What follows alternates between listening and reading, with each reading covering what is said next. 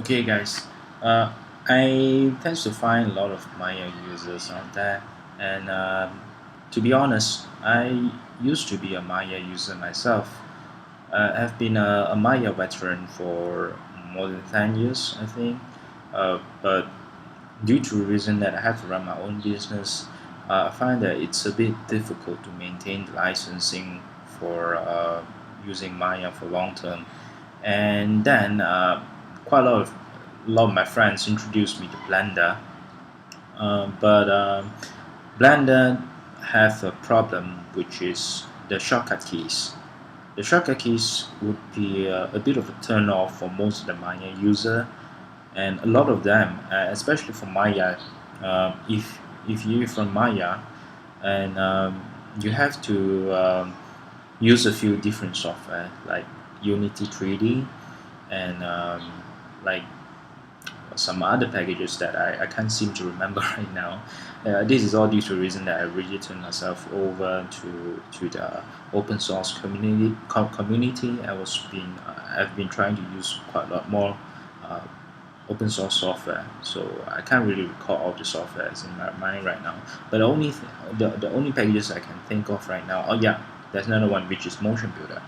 Motion Builder uses a shortcut key map system, which is exactly like in Maya. You use the alternate left click for rotate, uh, alternate middle mouse for pan, and alternate right click for the zooming. Well, some people who actually switch over to Blender, well, some might think, what do you have to complain in Blender? Because in Blender, you can just use Control Alternate U into the Blender user preferences. You go to the input, you can virtually just switch it over to Maya and the shortcut key to Maya. Well, that's true. I can just do it that way. But quite a lot of people might find that, especially for Blender side people, Blender users, well, I have to tell a little bit of backstory here. The truth is, the person who introduced me to Blender, uh, he has spent a few months trying to get used to the Blender shortcut keys, and then he loved it. When I told him that I started to learn Blender by using all these Maya default buttons, he tends to be trying to advise me uh, to pick up the default Blender key map instead. And I spent a few weeks to try it out, and I have to agree with him because in the default key map system, okay, let me show you.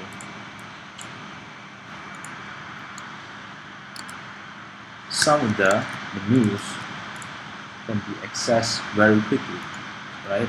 You just use the Control E. That would be accessing the edge tools.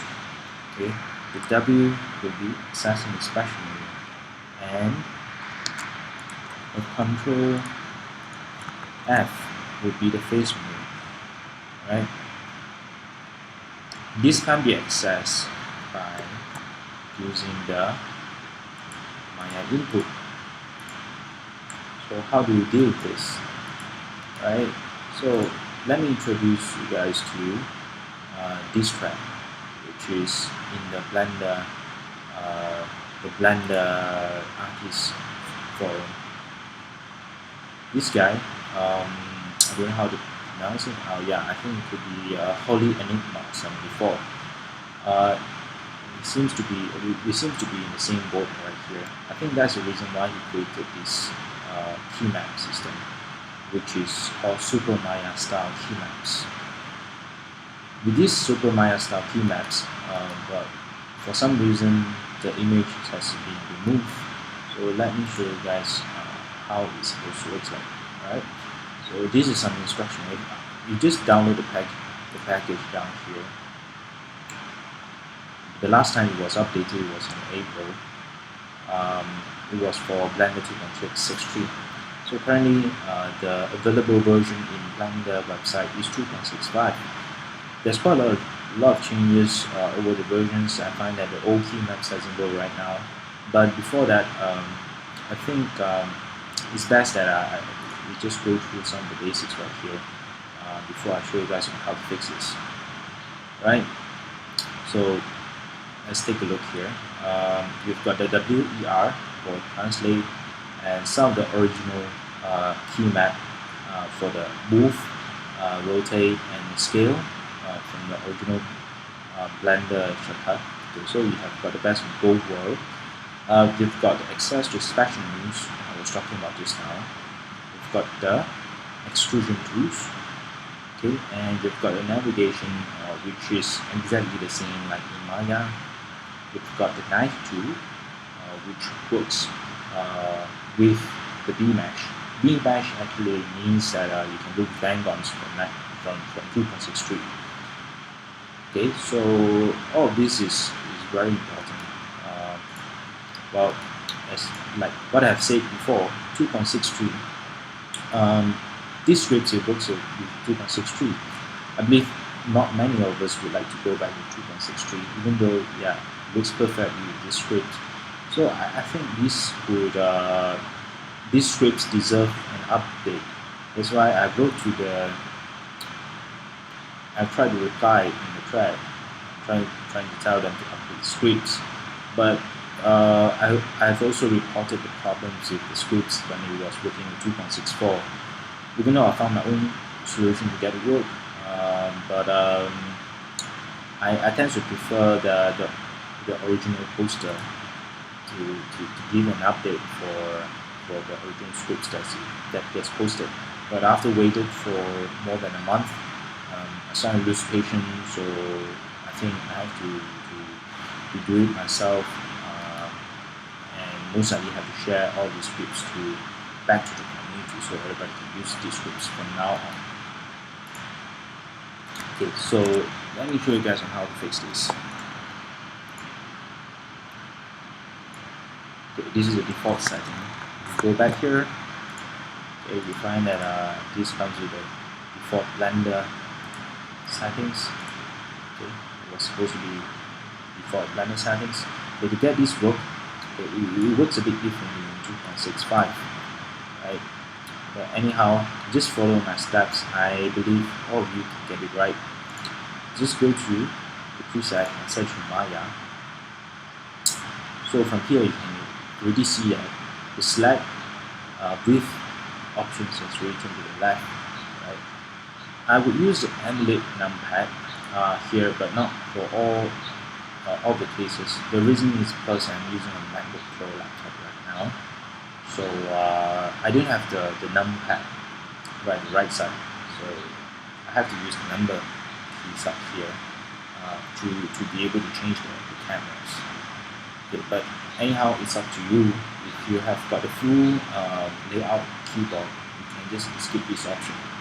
Okay, invert zoom direction and check it. Don't ask me why, but I think probably the default settings come with Blender has really messed up. They sort of inverted the zoom directions by default. Right?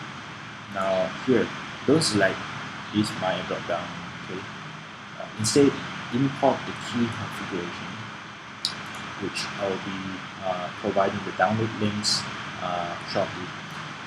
Okay, just select Maya Blender 2.65.py, import the key configurations. Okay. You can see that there's Maya Blender 2 settings right here. Okay, just leave it as it is and then do anything else. I think it would work quite nicely. Right? Just turn it off. Just close it. Okay. Now, as you can see, I'm using the alternate and left click, drag it to rotate around the object. Okay. Alternate with the mouse and alternate right click zoom. Okay, it works pretty nicely, and I did a little bit of personal touch. Right? So, for example, if I want to zoom and frame this object, I think most likely it wasn't included in the scripts, but I've included my own touches and a little bit of customization, whereby you can just press F to zoom over to create the select object. Click here, press F to zoom over to frame the select object. This is quite useful.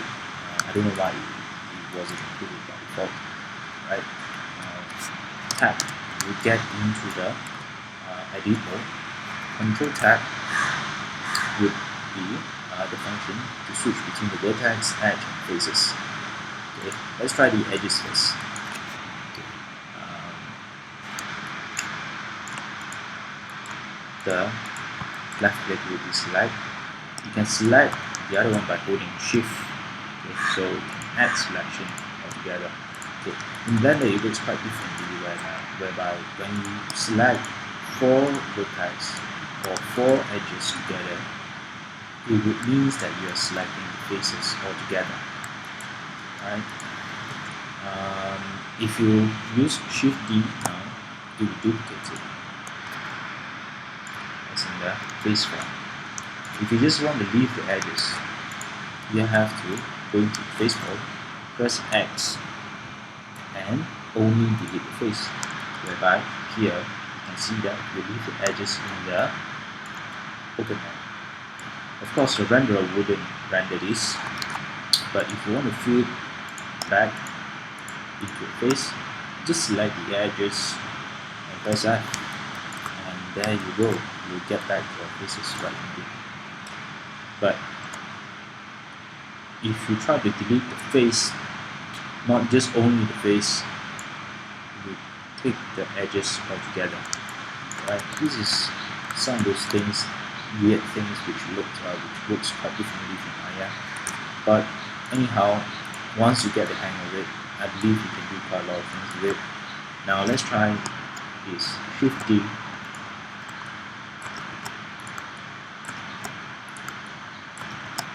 To duplicate a few edges. If I press F to link it up, okay, you get the vertex with the edges again. Now this time, you select all these edges and press F. There you go. You have your faces again. So I hope some of these will show some of the differences between what we have used to use compared to what Blender has offered so far. Right, so now let's get out of the option mode. Let's try translate. W would be showing the manipulator of the translate tool.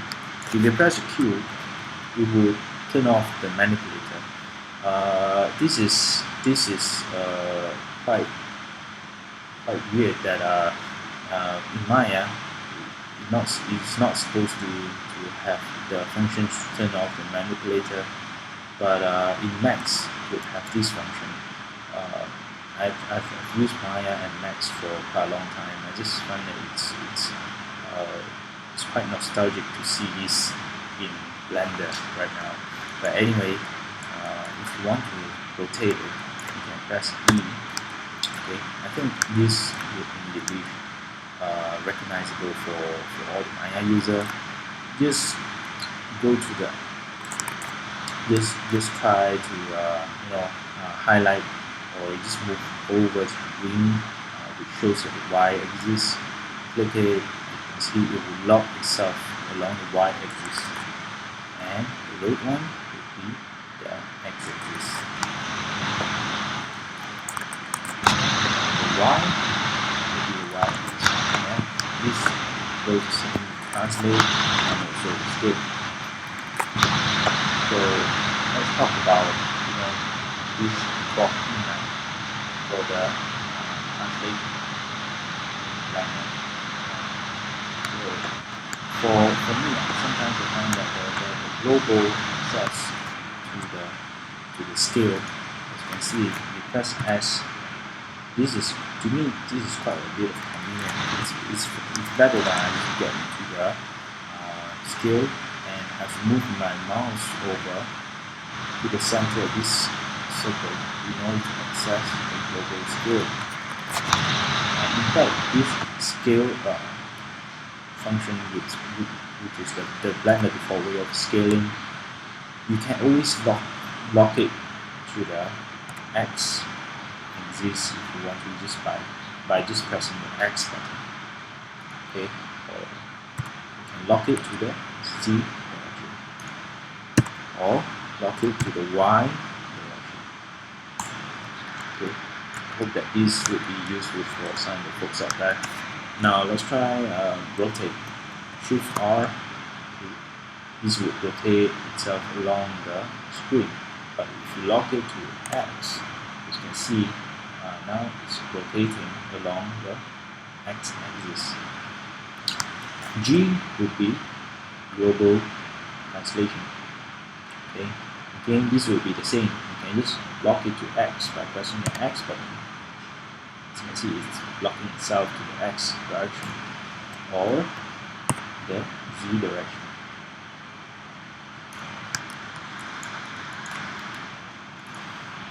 Okay. Now let's take a look here. We still have got edit mode. Okay. Let's get into the edit mode by using the tab. Okay. Let's try this. If I select two edges by holding Shift, Ctrl W would allow us to access the special menu. This special menu is a combination between a few different tools which are available in the vertex, the edges, and also the faces, whereby all of this will be proves itself as a bit more convenient compared to you have the accesses to Control F, Control V, or Control and Control E. Yeah. This is pretty much like a no-brainer button for me whenever I work on edit mode. But when I have to work with specific tools which only available in other menus, then this is the time I have to use the Control E, Control F, Control V. Okay. So let me demonstrate a little bit here. Control W uses the subdivide, to add an edge in between two edges. Okay. G and Z, move it out a little bit. Okay. Now let's try the other one. Control W, subdivide smooth. This would be a subdivided version with a little bit of smoothness. We tend to add a little bit of curve to it. Okay, let's try this. As you can see, it's a really bit curved, right? But sometimes it might add it a little bit too much on the side. Well, if you want to fix this, it's pretty easy. You just use a snap and using the vertex snap mode. Okay, and usually in this case, I would use. You can just hold the Y direction because I want it to be snapped back along the Y direction. Okay, you just click on the green portion, drag it, and move your mouse over to this vertex. Now, as you can see, it will snap itself according to the Y direction of this vertex. That's how I got certain things done. Right. So this snap function, just remember it's very useful all the time. Right. Now let's try edge mode. Control E. I can use edge slide along the edges. Okay, so all these edge functions are using Control E. It has got quite a lot of numbers of tools right here, but I just leave it to you to explore on your own. Right? So let's try faces. Control F. Okay, again, you can access the faces tools. And now the vertices. Control V. And this is the vertices menu. So let me show you guys another thing which I think would be quite interesting. This is not available in Maya, but once you got the hang of it, I think you will be able to create some really interesting model with these two. Just press V, you can rip this off. You can rip this off anytime. Select two edges and press F. It connects this. Much more like a bridge. I use bridge a lot, so I think this is awesome. Give me the access to bridge directly anytime I want.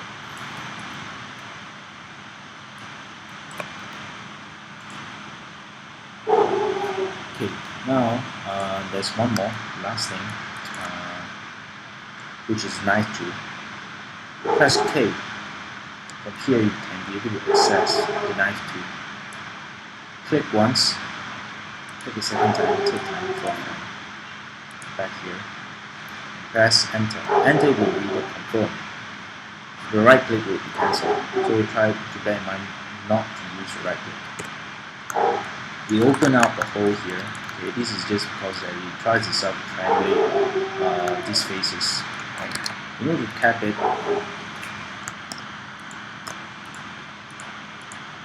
just select the edges and press F to fill up the hole. Okay. Again, you can try the knife tool again.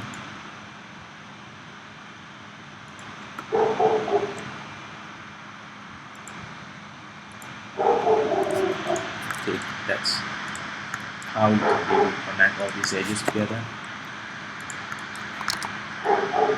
Okay, now let's try extrude. Shift E will be the extrusion.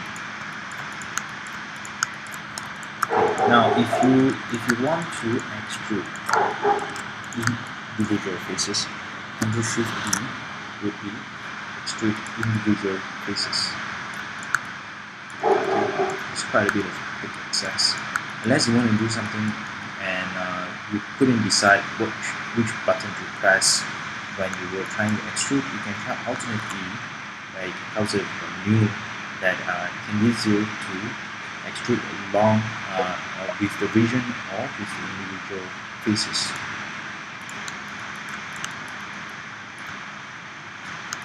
Alright, that's all. I hope that all of this would prove to be useful for all the minor user out there. Happy blending!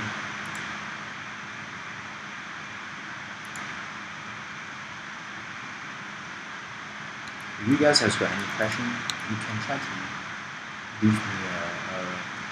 leave me a message or something like that. Okay, see you guys next time.